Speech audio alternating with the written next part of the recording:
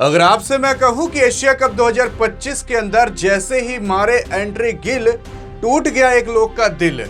यानी कि आखिर ऐसा कौन सा प्लेयर है कि गिल के आने के बाद उनका पत्ता टीम इंडिया से कट चुका है। लेकिन सवाल उठता है कि आखिर कैसे गिल के आने के बाद कट सकता है। अभी उन सवाल का जवाब आपको पता चलेगा और उसी के साथ साथ उस बंदे का जब आप नाम सुनोगे तो आपका भी वापस दिल टूटने वाला है, क्योंकि जितना गिल आपके दिल के करीब हैं उतना ही वो भी आपके दिल के करीब हो सकते हैं। लेकिन उससे पहले ये एशिया कप 2025 के अंदर क्या क्या हुआ, तभी आप समझ पाओगे कि आखिरकार उस बंदे का पत्ता कैसे कट सकता है गिल की वजह से। देखो, एशिया कप 2025 इसी 9 सितंबर से आने वाला है, 28 सितंबर को जाकर खत्म होगा। उसी के पहले वाले महीने के अंदर यानी कि अगस्त में भी, वो भी 19 अगस्त को दोपहर के समय 1 बजे से 2 बजे के बीच में पूरा का पूरा स्क्वाड का ऐलान हो चुका था। यानी कि टीम इंडिया की पूरी मैनेजमेंट बैठी, चाहे वो हेड कोच हो, चीफ सेलेक्टर हो, कप्तान साहब हो और जो भी अंदरूनी लोग रहते हैं बीसीसीआई के अंदर, वो लोग बैठकर पूरा डाटा खंगाले और उसके बाद पूरा का पूरा स्क्वाड का ऐलान कर दिए। वो 15 सदस्यीय टीम बता दिए कि आखिरकार कौन कौन खेलेगा।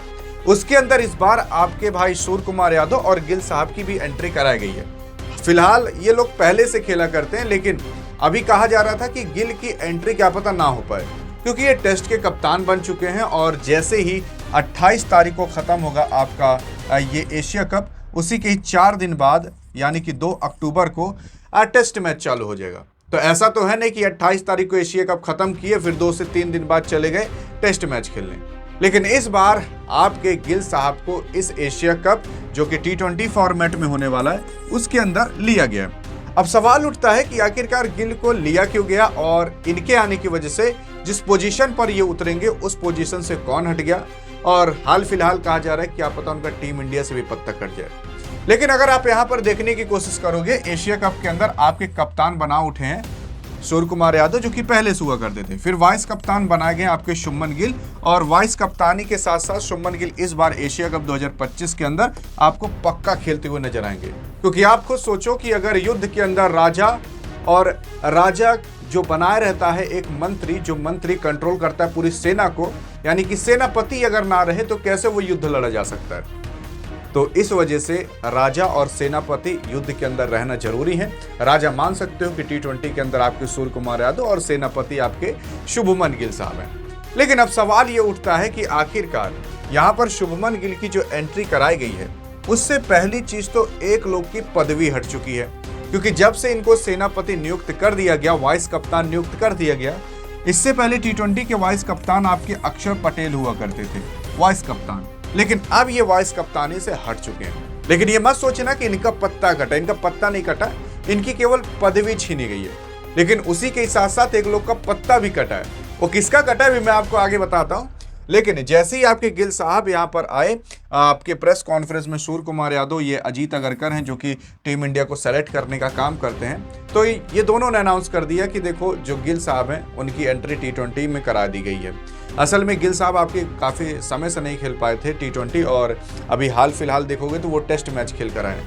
तो इस बार ताकि वो T20 में अच्छा परफॉर्मेंस कर सकें, IPL के अंदर भी बंदे ने अकेले 650 रन के करीब मारे थे, और अगर इस बार एशिया कप के अंदर चल गया तो भाई टीम इंडिया की तो बल्ले बल्ले। और अगर आप देखोगे तो अभी टेस्ट के अंदर भी एज अ कैप्टन होकर सबसे ज़्यादा रन ठोक कर आए।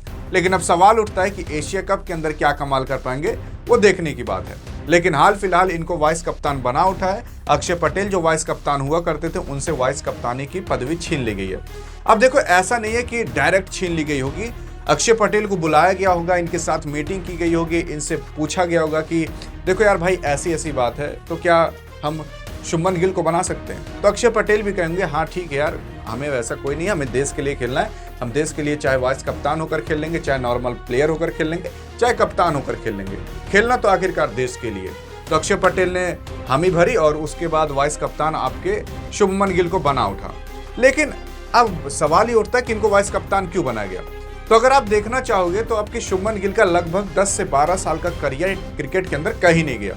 उसी के साथ साथ ये बंदे ने जितने कम उम्र में ये सारी चीजें सीख ली, और जिस हिसाब से ये रन ठोक रहा है ना, वो जताता है कि ये बंदा आगे चलकर विराट कोहली, सचिन तेंदुलकर को भी पा सकता है।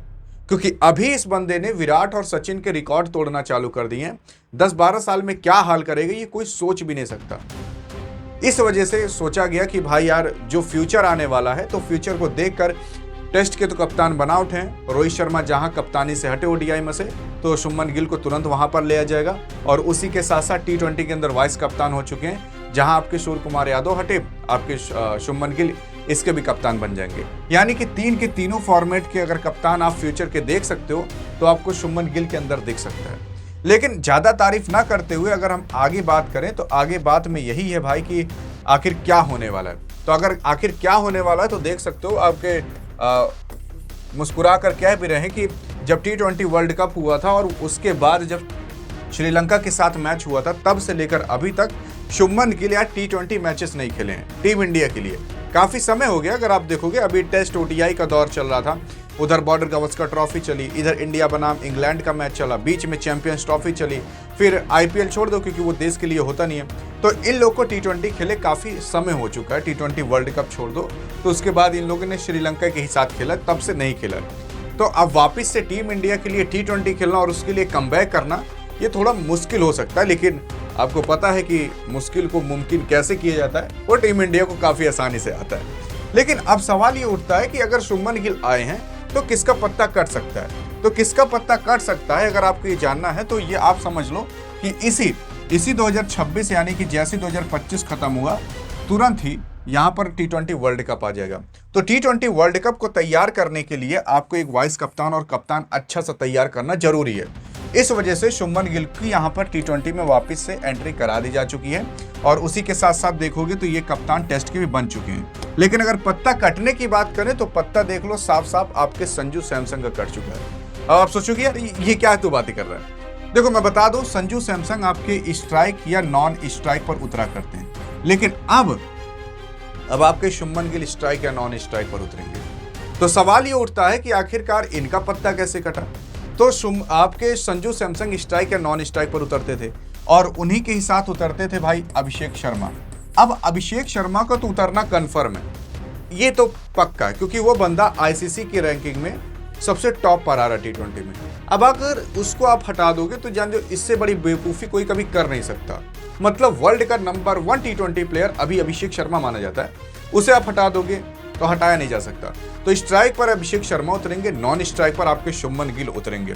अगर शुभमन गिल खेलते हैं तो, और वाइस कप्तान है तो खेलेंगे जरूर। इस वजह से संजू सैमसंग का पत्ता कट सकता है। हाल फिलहाल बताया गया कि संजू सैमसंग अगर नहीं रहे तो भाई विकेट कीपिंग कौन करेगा, क्योंकि ऋषभ पंत, केएल राहुल तो है नहीं। तो मैं आपको बता दूं जितेश शर्मा की एंट्री करा दी जा चुकी है।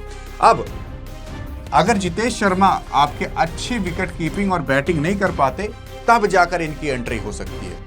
और अगर मतलब उनका करियर खराब होता है या फिर उनकी किस्मत खराब होती है जितेश शर्मा की, तब जाकर इनकी कहीं किस्मत खुल सकती है।